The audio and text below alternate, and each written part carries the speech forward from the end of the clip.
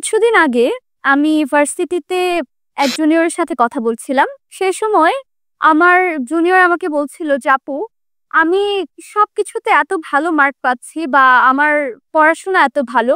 কিন্তু প্রেজেন্টেশনে আমার মার্ক সবসময় লো থাকে। আমি কি করব?"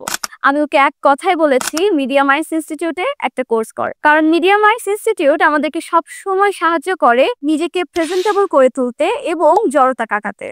শুদ্ধ উচ্চারণ থেকে শুরু করে জড়তা কাটানো সবকিছুই ক্লাসে ইন্ডিভিজুয়ালি শেখানো হয়। আপনি শুধুমাত্র নিউজ প্রেজেন্টার বা প্রোগ্রাম প্রেজেন্টার হওয়ার ক্ষেত্রেই যে মিডিয়া মাইন্ডস ইনস্টিটিউট থেকে সাহায্য পাবেন তা কিন্তু না। হতে পারে আপনি শিক্ষার্থী বা চাকরিজীবী অথবা শিক্ষক। যে কোনো ক্ষেত্রেই আপনাকে সাহায্য করবে মিডিয়া মাইন্ডস ইনস্টিটিউট কিভাবে নিজেকে প্রেজেন্টেবল করে তুলবেন এবং কিভাবে জড়তাহীনভাবে নিজেকে প্রকাশ করা যায়। তবে সারা জীবন জড়তা নিয়ে কাটিয়ে না দিয়ে শুধুমাত্র 2 মাসের চেষ্টায় নিজেকে পরিবর্তন করুন।